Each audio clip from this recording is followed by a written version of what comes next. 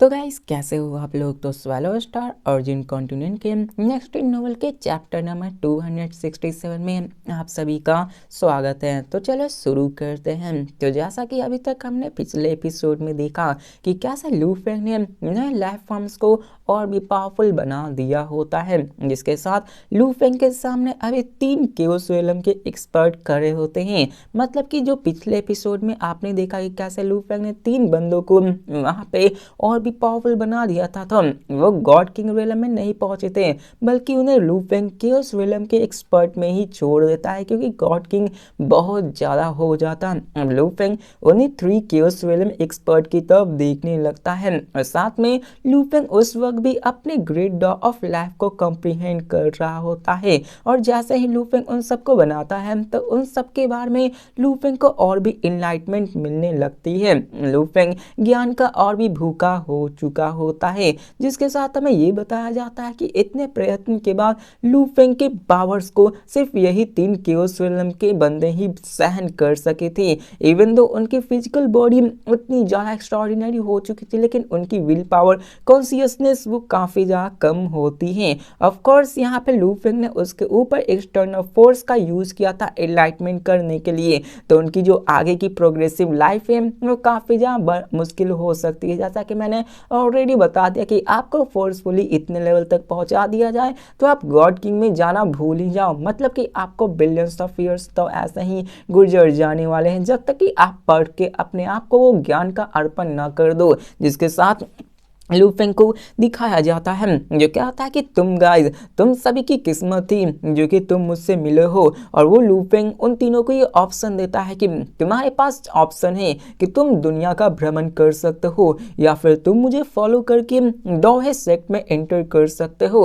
अब जो वुमेन होती है जो कि प्लांट से ट्रांसफॉर्म हुई होती है, और साथ में यंग मैन जो कि बर्ड से ट्रांसफॉर्म हुआ होता है, वो दोनों बिना किसी हेजिटेशन के कहते हैं कि मैं अपने मास्टर को फॉलो करने के लिए तैयार हूं, और साथ में मैं उनके साथ डोहे सेक्ट भी जाने को तैयार हूं। अब दोनों की कॉन्शियसनेस काफी लंबे अरसे से बनी हुई थी। मतलब कि एक पेड़ था और एक जो होता है बर्ड, उसकी कॉन्शियसनेस काफी पहले से थी। मतलब उससे पहले भी उनकी लाइफ थी, उनकी कॉन्शियसनेस थी, जिसके कारण उन सबको इस बारे में अच्छे से अवेयर थी कि ऑरिजिन कॉन्टिनेंट में सर्वाइव कर पाना कितना ज्यादा मुश्किल होता है, और यहाँ पे एक स्ट्रॉन्ग एलाई का होना कितना ज्यादा जरूरी होती है। अब यहाँ पे वो दोनों तो मान गए होते हैं, लेकिन जो एल्डर होता है जो कि बड़े से पेड़ से ट्रांसफॉर्म हुआ था, वो कहता है कि मास्टर, क्या मैं अभी अपनी दुनिया को घूम सकता हूँ, वहाँ पे ट्रैवल कर सकता हूँ, उसके बाद मैं डोहे सेक्ट को ज्वाइन कर लूँगा आपको फॉलो करने के लिए। अब लू फेंग ही जानता था कि जो बहुत बड़े ट्री से बंदा ये बूढ़ा अवेकन हुआ था, उसकी कॉन्शियसनेस काफ़ी लंबे अरसे पहले जैसी नहीं थी, वो नए नवेली थी। जैसे इन दोनों की कॉन्शियसनेस ये काफ़ी ज़्यादा पुरानी थी, तो इसको ओरिजिन कॉन्टिनेंट के मुश्किलों के बारे में अच्छे से पता थी, इसलिए वो फॉलो करने को तैयार हो गई थी। लेकिन इस बुढ़े घुसट की जो दिमाग थी वो अभी नया नवेला बच्चा की तरह होता है, जिसके कारण उसे हार्डशिप के बारे में पता ही नहीं होता है, इसलिए वो लू फेंग से ऐसा कहता है। लू ये एक एल्डर के रूप में आया था, लेकिन ये एक्चुअली में बहुत बहुत जवान होता है। मतलब कि यहाँ पे कह सकते हो कि हजारों लाखों साल कह सकते हो हम। जवान का मतलब यहाँ पे ऐसा ही है। अब यहाँ पे हमें दिखाया जाता है कि लू फेंग उन सब की तरफ देखते हुए कहता है, और लू फेंग उसको कहता है कि जाम तुम घूम सकते हो, जिसके साथ लू फेंग उसी वक्त उस वुमेन और यंग मैन को लेकर वहाँ पे थिन एयर में गायब होकर वहाँ से चला जाता है और बढ़ता है। तो वही ओल्ड मैन दासू जो कि वहाँ पे ऐसा ही खड़ा होता है, वो यहाँ पे सोच रहा था कि क्या क्या उसने सही चॉइस तो लिया ना, ये उसे दुनिया देखनी थी। मतलब कि वो सोचने लगता है। और यहाँ पे जो एंशिएंट ट्री एल्डर होता है वो अपने अंदर बहुत ज़्यादा क्यूरियोसिटी को लिए हुए होता है, क्योंकि एनलाइटमेंट होने से पहले उसके पास थोड़ी सी इंस्टिंक्ट ही मौजूद थी। वो अपने बगल में सिर्फ ट्राइबल बीइंग्स को ही पास करते हुए देखता था, और साथ में कुछ हंटिंग बीस्ट को ही देखा करता था। इसके साथ वो ओल्ड मैन और भी ज़्यादा क्यूरियोसिटी से भर जाता है, और और अपने एक लंबी जर्नी पे निकल पड़ता है। इसके साथ हमें डोहसेक के हेडक्वार्टर्स को दिखाया जाता है जहाँ पे मोरोसा ही सारी चीजें संभाल रही होती है। सडनली लू फेंग वहां पे वुमेन और यंग मैन को लेकर अपीयर हो जाता है सीधे की सीधे मोरोसा के सामने ही। और यहाँ पे लू फेंग आते ही मोरोसा से कहता है, मोरोसा इन दोनों केओस रियलम को ले जाओ जिन्हें कि मैंने ही एनलाइटमेंट किया है। अब लू फेंग उन्हें ऑर्डर करता है कि देखो आज की बात ये दोनों डोहसेक के मेंबर से, और वो मोरोसा से कहता है कि तुम ही रिस्पॉन्सिबल हो इन सबको सिखाने के लिए। अब मोरोसा भी तो ऐसे कंफ्यूज हो जाता है कि क्या इन सबको आपने एनलाइटमेंट लाइफ दी है। अब यहाँ पे उसे पता था कि इसके मास्टर जो है उनकी डॉ ऑफ लाइफ अभी second level of God king के पाइनेकल पे आ चुकी है, और यहाँ पे अभी कुछ आशा थे कि वो केएसएलएम लेवल के लाइफ को एनलाइटमेंट कर सकते हैं। मतलब ऐसा समझ लो कि मोरोसा जानता था कि उसके मास्टर अभी तक second level of God king में ही है, जिसके कारण या केओस लेवल को एनलाइटमेंट कर पाना थोड़ा सा मुश्किल था लेकिन नामुमकिन भी नहीं था। लेकिन सडनली मोरोसा जैसे ही अपने मास्टर की तरफ देखता है बंदा पूरी तरीके से हैरान हो जाता है, और वो सरप्राइज होते हुए कहता है कि मास्टर आप अब यहाँ पे लू फेंग के बारे में बताया जाता है कि लू फेंग अपनी स्ट्रेंथ को पूरी तरह से छिपा कर रख सकता था, उसके ऊपर इनविंसिबिलिटी लगा सकता था, मतलब कोई भी बंदा नहीं देख सकता था कि ये किस लेवल का बंदा था। लेकिन मोरोसा के सामने वो ऐसा नहीं करता, वो उसके सामने अपने कल्टीवेशन को रिवील करता ही रहता था। हमें बताया जाता है कि मोरोसा अभी क्लियरली सेंस कर पा था कि जो उसके मास्टर थे वो परफेक्शन लेवल तक आ चुके होते हैं। और यहाँ पे लू फेंग भी स्माइल करते हुए कहता कि हाँ तुमने सही कहा, मैंने फाइनली एक ब्रेक थ्रू को कर लिया है। अब ये सुनकर मोरोसा भी काफी ज्यादा खुश हो जाता है और कहता कांग्रेचुलेसन मास्टर, कांग्रेचुलेसन। और यहाँ पे हमें फाइनली पता चलता है कि लू फेंग अल्टीमेट रियलम में कदम रख चुका है, ब्रेक थ्रू कर चुका है। मतलब कुछ एपिसोड्स बाद हम ये भी देख सकते हैं कि लू फेंग बाहर की दुनिया में भ्रमण करने के लिए निकल गया हो। अब यहाँ पे मोरोसा भी काफी ज्यादा खुश था कि उसके मास्टर तो काफी ज्यादा एक्सेप्शनली गिफ्टेड हैं, क्योंकि मोरोसा को ये अच्छे से पता था कि मास्टर जो उसके हैं वो अल्टीमेट रियलम में जाने से पहले भी ultimate secret technique of life and death डाउ को पूरी तरह से क्रिएट कर चुके थे, जो कि ऑलरेडी मोरोसा को सरपास कर चुका होता है। और साथ में अपने लू फेंग के पास तो सुपर स्ट्रॉन्ग सीक्रेट भी मौजूद थे, जिसकी वजह से उसकी जो लेवल्स थी वो ऑलरेडी सेकेंड लेवल में रह के एंचेस्टर ऑफ टू नेशंस के बराबर हो चुकी थी। अब यहाँ पे लू फेंग भी क्या था कि फाइनली मैंने एक छोटा सा स्टेप ले लिया है, लेकिन फिर भी ये छोटा सा है। लू फेंग अच्छे मूड में तो होता है, लेकिन वो उससे अच्छी तरीके से जानता था कि ये कुछ भी नहीं है, क्योंकि यहाँ पे लू फेंग जब से ओरिजिन कॉन्टेंट पे आया है लू फेंग को अभी 1000 साल लग चुके होते हैं अल्टीमेट रियलम में क्रॉस करने के लिए। मतलब टोटल में आते हुए लू फेंग को 1000 सालों में ही यहाँ पर ये सब हो गया था। मतलब 1000 साल या इपोज, इसमें कंफ्यूजन है, कभी कभी इपोज दे देता है, कभी कभी ईयर्स देता है, तो इसे हम 1000 साल ही लेकर चलेंगे, जो कि कल्टीवेशन के हिसाब से काफी ज्यादा टेरिफाइंग हो जाती है। मतलब आप एक ही 1000 से इटर्नल ट्रू गॉड, क्रेओस लेवल, वर्ड ट्रू गॉड, मतलब हर एक चीज को पास करके गॉड किंग का अल्टीमेट लेवल तक चले जाते हैं, जहाँ पे मोनार्चिस को तो यार बिलियंस ऑफ ईयर्स तक लग चुके होते, लेकिन फिर भी वो इस लेवल तक नहीं पहुंच गए होते हैं। अब मोरोसा को भी एहसास होता है कि जो मास्टर की ग्रोथ स्पीड है वो काफी ज्यादा टेरिफाइंग है। बात करें सीक्रेट आर्ट्स की और स्पिरिचुअल विल पावर्स की, तो उसके मास्टर ने ऑलरेडी मोरोसा को पूरी तरह से सरपास कर रखा होता है, और यहाँ पे मोरोसा तो ऑलरेडी अपने लिमिट तक आ चुका था और आगे नहीं बढ़ सकता। थोड़ी मोड़ी पावर्स बढ़ा सकता है, लेकिन वो ब्रेक थ्रू अभी के फिलहाल नहीं कर सकता। हो सकता है कि आगे आने वाले कुछ एपिसोड्स के बाद, मतलब बहुत सारे एपिसोड्स के बाद मोरोसा का ब्रेक थ्रू करवाया जा सकता है। लू फेंग ही कुछ रास्ता निकालेगा जिससे कि वो इस सारे लेवल्स को ब्रेक थ्रू कर सके।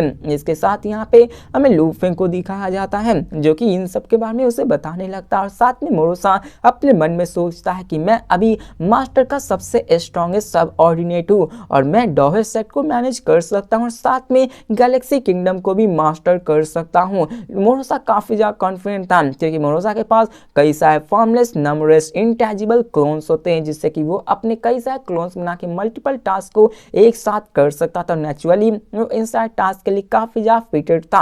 अब लू फेंग कमांड करते हुए कहता कि आज के बाद यहाँ पे तुम्हें लीजन ऑफ डिस्ट्रक्शन को न्यूचर करना है। मतलब आप लीजन ऑफ डिस्ट्रक्शन को जानते हो, जैसा कि मोरोसा के पास एक एबिलिटी होती है कि मोरोसा अपने जैसे ही पावरफुल वॉरियर्स को जन्म दे सकता है। आपने यूनिवर्स ओशियन मतलब ऑरिजिन यूनिवर्स के अंदर देखा होगा जो कि एबिलिटी थी, लेकिन लू फेंग ने उसको मना कर रखा था कि देखो तुम अभी नहीं कर सकते हो क्योंकि हमारी पावर्स उतनी नहीं है। लेकिन जबकि यहाँ पे मोरोसा और लू फेंग की पावर्स इतनी हो चुकी है तो लू फेंग उसको कहता कि तुम वहां पे डिस्ट्रक्शन लीजन को क्रिएट कर सकते हो। मोरोसा भी कहता है ठीक है हम लोग ये कर सकते हैं। अब जो वुमेन और यंग मैन होता है वो थोड़ा सा कंफ्यूज हो जाता है कि आखिरकार उसके मास्टर किस डिस्ट्रक्शन लीजन के बारे में बात कर रहे हैं। लोग वो इन सब चीजों के बारे में अवेयर थे, ऑरिजिन कॉन्टिनेंट के बारे में अवेयर थे।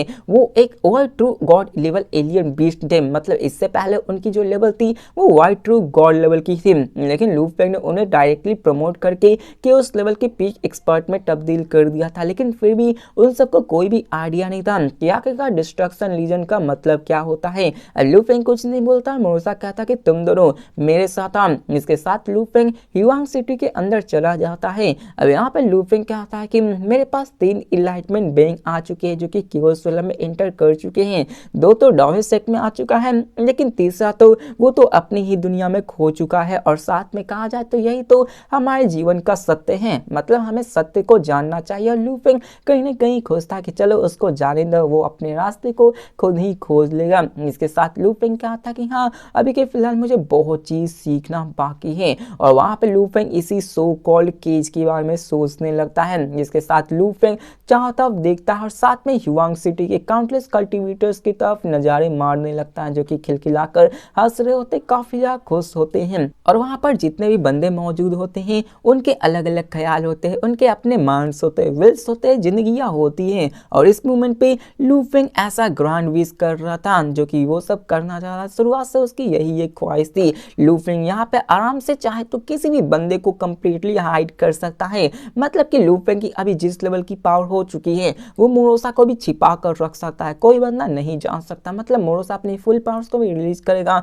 तो ये मोरोसा की पावर्स तक को वो छिपा सकता है, चाहे वो प्रैक्टिसनर्स हो, क्रिएचर का जिसके पास विजडम हो, ब्लेड हो, ग्रास हो, लू फेंग उन सब में ब्लेंड कर सकता है। लू फेंग को पूरे के पूरे ऑरिजिन कॉन्टिनेंट के अंदर देखा जाए तो लू फेंग का अगर एक मेमोरी भी छूट गया तो वो एक लाइफ इम्प्रिंट की तरह बन जाएगा, जो कि लू फेंग के लिए काफी ज्यादा मजेदार चीज है क्योंकि इन्हीं लाइफ इम्प्रिंट को यूज करके लू फेंग अपने आप को फिर से रीबॉर्न करवा सकता है, मतलब वो अपनी बॉडी को फिर से ग्रो करवा सकता है। समझ लो ऐसा ही है कि अगर लू फेंग का एक भी लाइफ इम्प्रिंट किसी और यूनिवर्स ओशियन के अंदर चला गया तो वो वहां का ट्रेजर हो जाएगा, मतलब सबसे पावरफुल ट्रेजर बन जाएगा। यही लाइफ इम्प्रिंट समझ लो कि आपकी एक मेमोरी के जैसे ही जिसमें आपके कल्टीवेशंस के बारे में छिपा हुआ होता है। अब यहाँ पे यही सब बताया जाता है कि ऑरिजिन कॉन्टिनेंट के अंदर लू फेंग ही एक लाइफ का कॉन्सेप्ट बन चुका होता है। लू फेंग लाइफ को न्यूचर कर सकता है, लू फेंग एनर्जी के ट्रेड से एक ट्रेड ऑफ सोल्स किसी चीज को क्रिएट कर सकता है। और इस वक्त तक लू फेंग एक इमॉर्टल बन सकता था, ऑलरेडी लू फेंग इमॉर्टल है,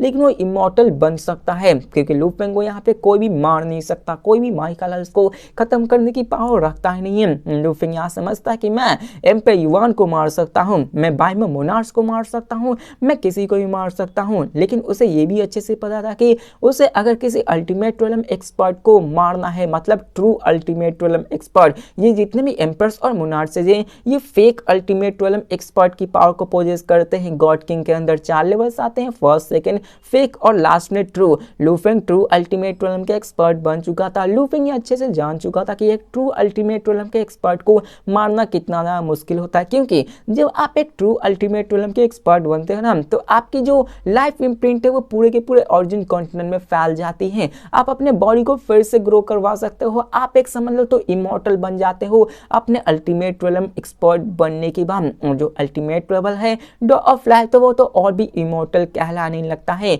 ऑरिजिन कॉन्टिनेंट का एनवायरनमेंट लिमिटेड है जिसके कारण मारना तो और भी नेक्स्ट टू इम्पॉसिबल हो जाता है।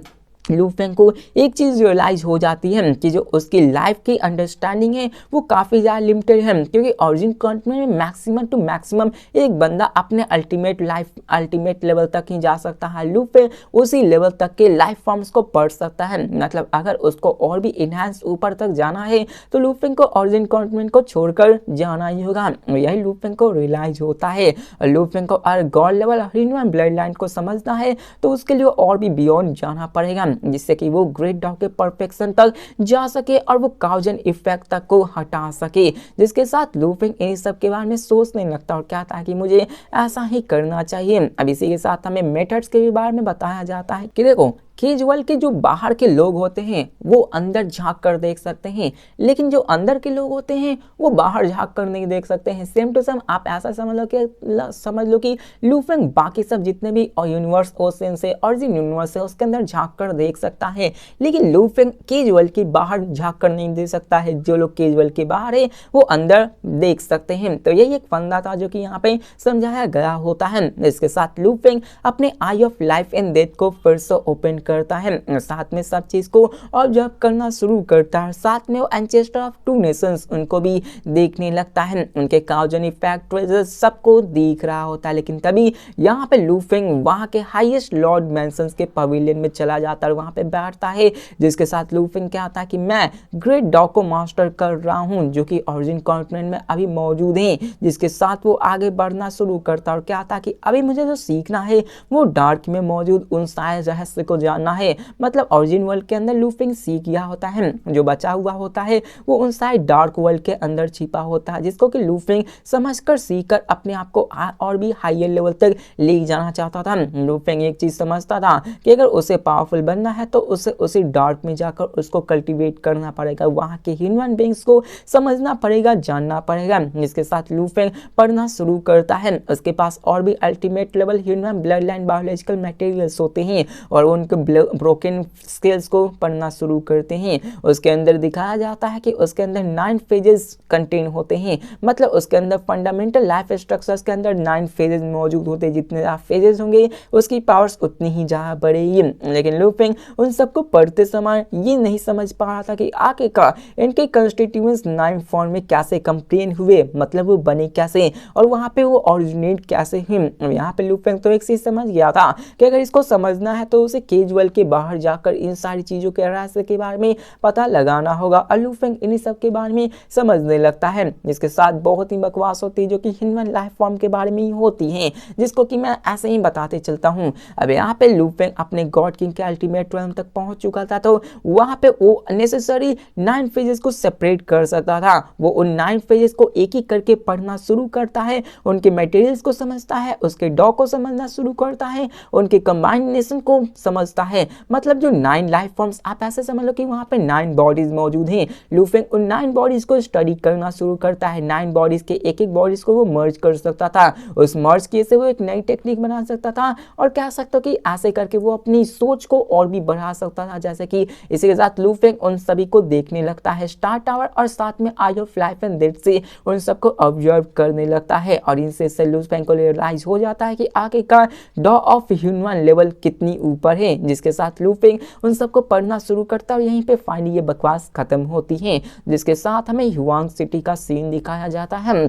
यहाँ पे लूफिंग अभी भी उन्हीं ultimate realm blood line creatures को ऑब्जर्व कर रहा होता है और हमें बताया जाता है कि देखो ऑरिजिन कॉन्टिनेंट में वहाँ पर कई सारे ultimate realm blood line creatures मौजूद थे जिन्हें की मोनोपोली कर लिया गया होता है और जो दो एंशिएंट नेशन होते हैं उनके पास रखी गई होती है। लेकिन अभी लूफिंग की जो पावर थी वो उन सबको दूर से अपने घर में बैठे बैठे देख सकता था। जिसके साथ वो उन्हीं ultimate realm blood line creatures को ऑब्जर्व करना शुरू करता है और जो 9 क्रिएचर्स थे उनके अंदर 27 डिफरेंट फॉर्म्स पोजेस हो जाते हैं। प्रीवियसली लूफिंग ने 15 फॉर्म्स को कॉम्प्रीहेंड कर रखा था। नेचुरली इस वजह से लूफिंग ने ग्रेट डॉ ऑफ लाइफ को कंप्लीटली मास्टर कर लिया होता, ब्रेक थ्रू कर लिया होता है और मास्टर करने के बाद लूफिंग उन सब के फ्रैगमेंट्स को भी समझना शुरू कर देता है और इसकी वजह से वो और भी आसान हो चुकी थी। अब दिखाया जाता है ऐसे करते करते 100 साल और बीत जाते हैं और जो 27 फॉर्म्स होते हैं जो 9 क्रिएचर्स से बने होते हैं फाइनली लूफिंग उनको कॉम्प्रीहेंड कर लेता है। थोड़ी सी ज्यादा बकवास हो गई, चलो कोई ना। अब यहाँ पे लूफिंग उन सबको समझने लगता है, उन सबसे अपनी टेक्निक बनाने लगता है और यहाँ पे पता चलता है कि उनमें जो 4 होते हैं वो काफी ज्यादा रिलेटिवली वीक होते हैं, उनको इग्नोर किया जा सकता है। लेकिन उनमें से जो 5 होते हैं उनके अलग अलग तरीके होते हैं, मतलब टोटल में 9 होते हैं। 4 कमजोर होते हैं जिसको कि हटा दो, 5 जो होते हैं वो स्ट्रॉन्ग थे, उनके अलग अलग यूजेस थे।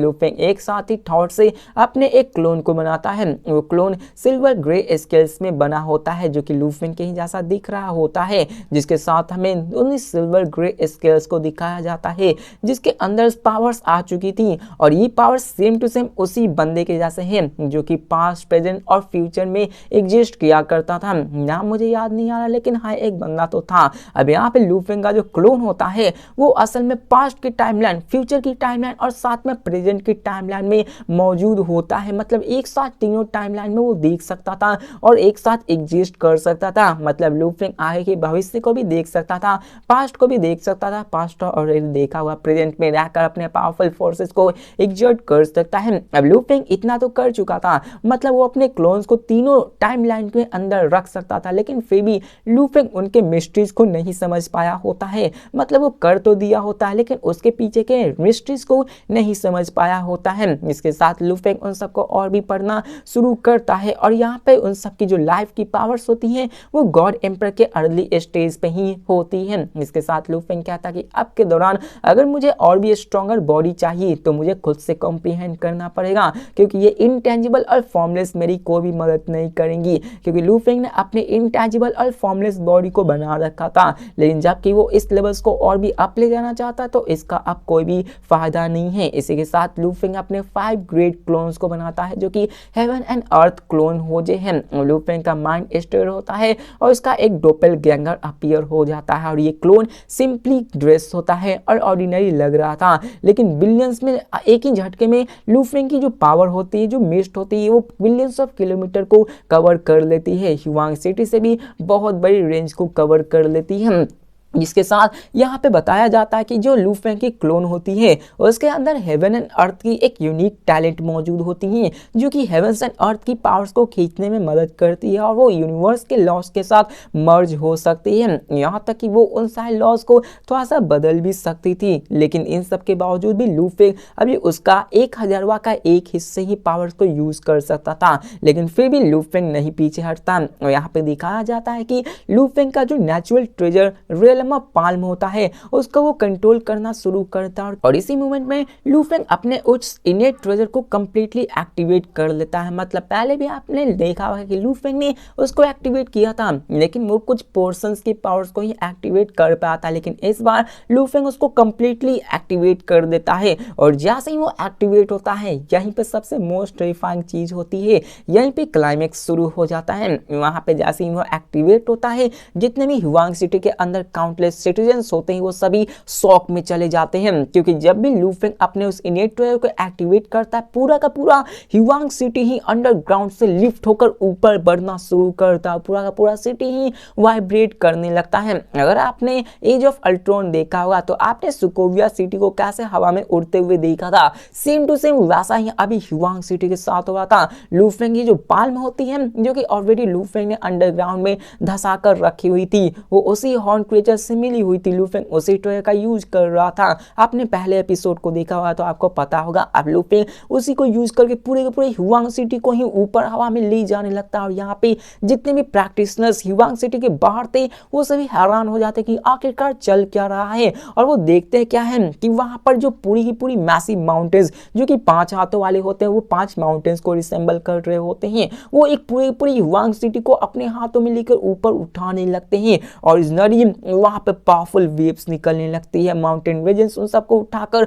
वहां के ऊपर जमीन तक हवा में उड़ाने लगती है। अब यहाँ पे हमें मोयू, किंगयान, जिनयू और बाकी सारे बंदों को दिखाया जाता है जो कि पूरी तरीके से हैरान हो जाते हैं और कहते हैं मास्टर आखिरकार ये क्या हो रहा है। जिसके साथ युआन भी होते हैं, वो भी इस कॉमर्सेंस को सुन लेते हैं और कहते हैं लू फेंग अब जो इनॉर्मस क्लॉ होती है उसकी पावर्स काफी ज्यादा टेरिफाइंग थी, इतना कि जो थंडर माउंटेन के ऊपर जो ऑरा थी, प्रोटेक्शंस थी, उससे भी ज्यादा टेरिफाइंग लग रही होती है। और यहाँ पे लू फेंग अपने ट्रांसमिशन, अपने वॉइस ट्रांसमिशन से अपने सारे बंदों से कहता है कि देखो ये मेरा सीक्रेट ट्रेजर है और मैं इसको कंट्रोल कर रहा हूं, तो अभी खैर तुम सबको टेंशन लेने की कोई बात नहीं। इसलिए सब लोग शांत हो जाते हैं। लेकिन इस वक्त पर जब लू फेंग ये सारी चीजें कर रहा होता है वो सभी पूरी तरह से टेरिफाइंग, पूरी तरह से हैरान हो जाते हैं, टेरिफाइड हो जाते हैं, क्योंकि लू है गॉड किंग एक बहुत ही टेरिफाइंग मेथड को यूज कर रहा था। ऐसे ही पूरे के पूरे ह्यूआंग सिटी को हवा में उड़ा देना इतना आसान बात तो नहीं होता है।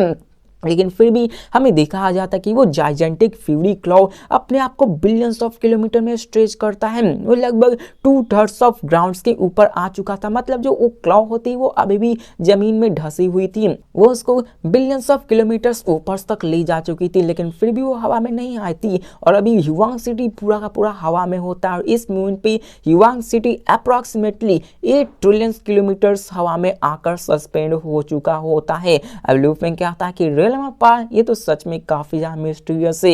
ये पहली दफा है जबकि मैंने इसके फुल पावर्स को अनलीज किया है बिना इसके पावर्स को छिपाए हुए। लू फेंग महसूस कर पा रहा था कि इस पाम के अंदर तो बहुत ही पावर्स मौजूद है, इसके अंदर बहुत ही ऐसी चीजें हैं जो कि मुझे अभी तक भी नहीं पता चली थी। ये पाम ही एक अलग दुनिया के जैसे दिखा रही थी और कह सकते हो कि अभी जो ह्यूआंग सिटी था वो पूरी की पूरा दुनिया से ही आइसोलेट हो चुका था, मतलब एक अपनी एक यूनिवर्स बन चुकी होती है। इसकी पावर्स तो थंडर माउंटेन से भी काफी ज्यादा टेरिफाइंग हो चुकी होती है। लू फेंग क्या था और सोचता है खुद में कि ये तो हेवेंस एंड अर्थ को डिवाइड कर सकती है और साथ में ये रियलम ऑफ पाम को भी एक साथ मर्ज कर सकती है। और यहाँ पे हमें जो हेवन एंड अर्थ क्लोन जो कि लू फेंग ने बनाया होता है वो सिर्फ अर्थ उसी पाम रियलम के साथ मर्ज होना शुरू हो जाती है। लू फेंग उसको कंट्रोल कर पा रहा होता है बड़ी आसानी से, उसमें कोई भी कंफ्लिक्ट नहीं होती है। अब यहाँ पे लू फेंग का जो हेवन एंड अर्थ क्लोन होता है वो उसी पाम के साथ कंप्लीटली मर्ज हो रहा होता, लेकिन इसमें थोड़ा सा टाइम लगने वाला होता और क्या था कि चलो मुझे थोड़ा इंतजार करना होगा। अब इस मूवमेंट पे लू फेंग ने जो अपनी पावर्स दिखाई थी उससे सारे बंदे हैरान हो चुके थे। अब लू फेंग ने तो अपने क्लोन सोर्स के अंदर के ट्रेजर्स के अंदर में अपने पावर्स को मर्ज करना शुरू किया था। अब ये इसलिए कर रहा था ताकि वहां पे कोई कंफ्लिक्ट ना हो, उनके बीच में कोई आनाकानी ना हो, मतलब ट्रेजर्स को लू फेंग अच्छे से कंट्रोल कर सके। अब इसके कारण बहुत ही बड़ा कमोशन हो गया था, तो पूरे ऑरिजिन कंटेंट में ये न्यूज तो फैल नहीं थी, जिसके कारण हमें बताया जाता है डीकिंग को, मतलब हमें दिखाया जाता है डीकिंग को जो कि दूर से इन सारी चीजों को देख रहा होता है और वो हंसते हुए कहता कि इन्हें तुम तो एक्चुअली लू हैं ब्रदर, इन्हें ही तुम तो बहुत ही अच्छे से अपने आप को छिपाना जानते हो। मतलब सब लोग हैरान हो जाते हैं, मतलब फाइनली लू फेंग का जो आइडेंटिटी होता है वो रिवील हो जाता है कि जो गैलेक्सी किंगडम है वो कोई और नहीं अपना लूओ ही है। यहाँ पे इतने बड़े कमोशन से सारे के सारे पावरफुल बीइंग्स तो देखेंगे ही। अब इसी के साथ ये एपिसोड भी खत्म होती है और मिलते हैं नेक्स्ट वीडियो में और देखते हैं कि आखिरकार क्या रिएक्ट होगा सबका कि क्या से अपना गैलेक्सी लॉर्ड ही लू ही तो कैसा होगा एक्सप्रेशन। हम तो ये डियान का देखना चाहते हैं क्योंकि डियान तो यार लू फेंग से पंगा लेना चाहता था और बाकी सबका तो हम वैसे भी रिएक्शन देखेंगे। तो मिलते हैं नेक्स्ट वीडियो में, तब तक के लिए बाय।